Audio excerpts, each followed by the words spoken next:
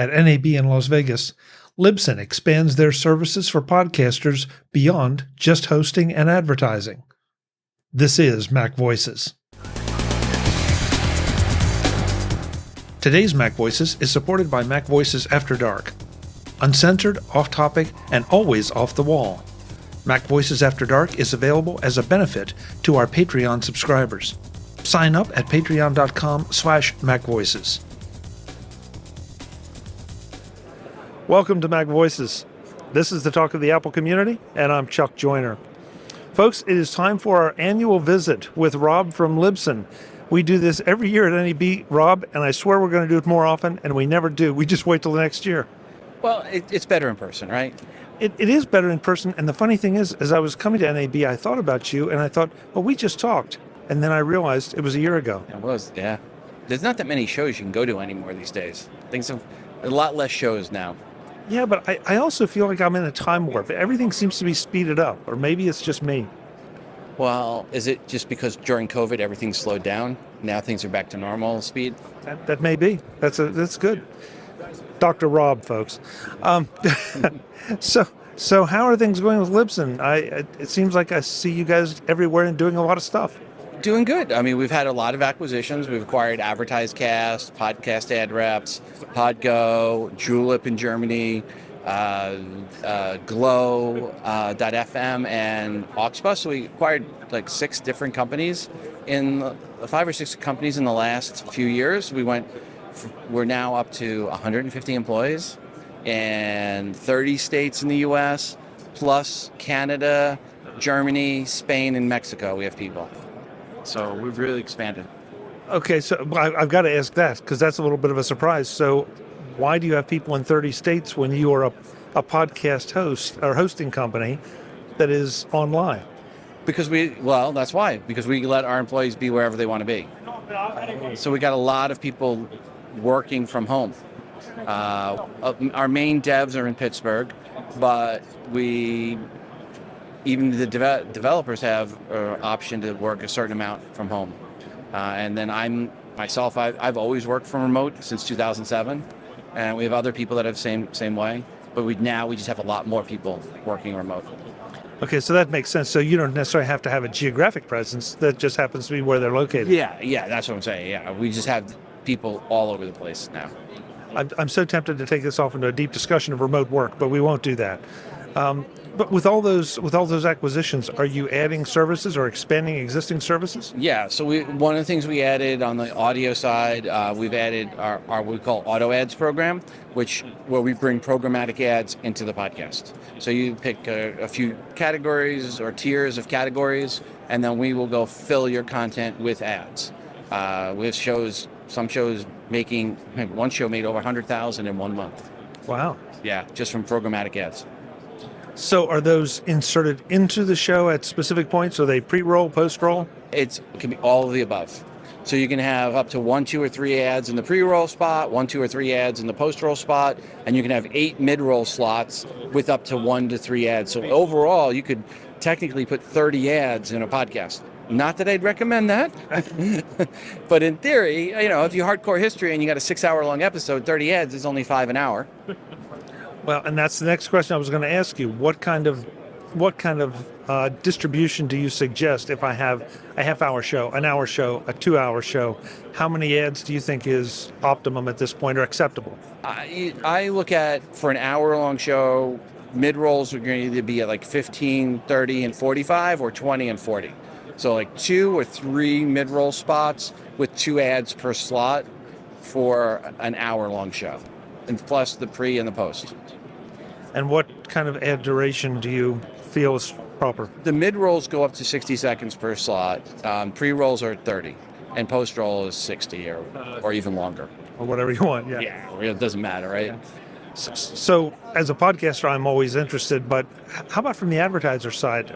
Are you seeing an uptake on the advertiser acceptance of podcasting? Oh, yeah, absolutely. I mean, the amount of ad revenue has just incrementally increased the last few years, but we were looking at it, if you looked at what the amount of ad spend in 2021 and 2022 was combined, it's probably more than the history of podcasting.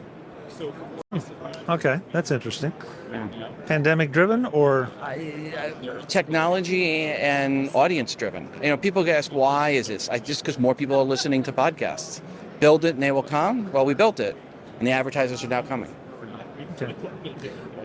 This is a personal fun one. Yeah. But I know an organization who has produced their own podcast, except that there's no RSS feed. It's just posted on a website somewhere. That's not a podcast. Well, you and I know that, Right. but and I feel almost obligated to call them out on it. It's like, no, that's not a good idea. I mean, is that? I would gently mention it to them. Well, I guess my question though is that a good thing, in the sense that theoretically they're using the term podcast because that's the way they perceive it, and is that a plus for us? It's a plus for the word podcast. It's disappointing when people use that word podcast but don't actually have an RSS feed, because you can't be a podcast without an RSS feed. Now, it's a plus just because people say, hey, I got a podcast. Eventually, you know what? They'll probably get an RSS feed, and they probably will eventually become a podcast. Someone will gently say to them, hey, I can't get your podcast in Apple Podcasts. And they'll get enough people say, I can't find your podcast in Apple Podcasts or Google Podcasts or Spotify, that eventually they'll go, well, maybe we should get an RSS feed, or how to actually get it in there. They might not really know that it's not a podcast. They don't understand that. That's a fair point. And, I hate to be the one to go geek on them and say, you're really not. That's my job, right? Literally, that's my job. Right, I'll send you a link, and Send then me you the link. can. I will say it to them. I'm more than happy to say, hey, I saw you had this content up. I was looking all around to find your feed to subscribe to your podcast, but I don't see it. Have you ever thought of making it an actual podcast? And by the way, I have the service for you. Yes. And by the way, yes, if we can help you do that. How about podcaster services outside of advertising? Because things are expanding so much. We keep hearing about generative AI, ChatGPT, all those things. Well, one of the features that we actually did add for services for podcasters is called Libsyn Connect. So think of it like Zencastr or Zoom, but only audio. So it's really designed just for audio podcasters. So you can do an audio call at 2, 3, 5, 15 different people if you wanted. And it's a double ender, triple ender, quadruple ender, depending on how many people you have. Record in uncompressed wave, each individual person. And here's the best part, there's no drift. So if you have an hour-long episode with 4 guests, at the end of the hour, all 4 will be lined up perfectly still. And it is the best audio quality because there's no video. Okay, so you say you record them individually. Are you giving me those tracks to edit? Yes, we give you those tracks. You download all those 4 individual tracks, or you can download a mix down of all 4 as well. So we give you a mix down plus the individual tracks. Very and then nice. It's in uncompressed wave, and then you can do whatever you'd like. And then we do have another service called Libsyn Studio, where you can go and combine and build your whole episode, and soon that'll have editing. So you'll actually be able to take the Libsyn Connect recording and make that your part of your podcast, and you can have a pre-produced intro and segues and an outro segment and maybe a new segment, and you can build it all in Libsyn Studio, soon with editing, not yet. So I don't really promote it that much because I'm a big editor. But soon with editing, and you'll be able to do all of that right in Libsyn. You won't even have to download it. You can just transfer the files from the Connect into your Libsyn Studio account. So what kind of pricing is there for that particular either one of those services? If you have the $20 account with Libsyn Connect's part of it. Oh, really? Yeah, it's no additional fee. So if you were paying a $20 account with Libsyn, and then you were paying something to Zencastr or to Riverside, and you're only doing audio, you don't need to pay them per month anymore. You could just do the recordings with Libsyn. I confess, I'm embarrassed. I did not know that. That's very interesting. What? I mean, obviously, storage costs money, and that's the way you all charge. Right, but it doesn't affect your storage. Okay. So if you already have a Libsyn account, in the Libsyn 5 UI, you go to click Add New, and there's a place that says Create a Connect call. You just click on Connect, and you can schedule your Connect call there or start it right away. Very nice. Very nice. Okay, I got more stuff to play with.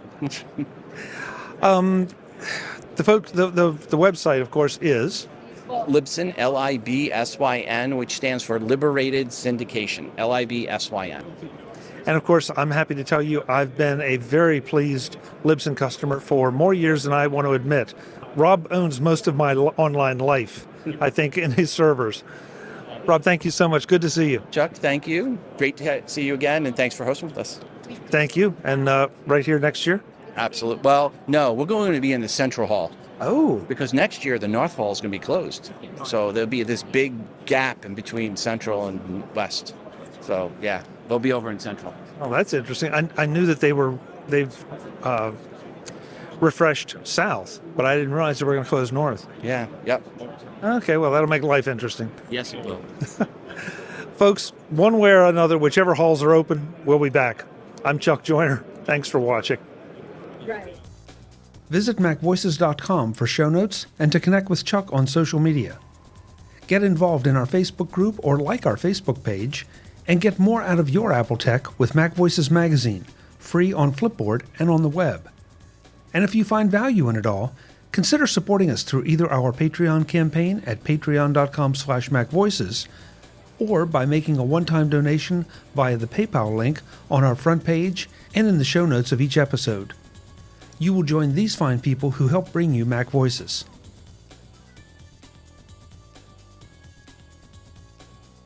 Advertising handled by Backbeat Media at backbeatmedia.com.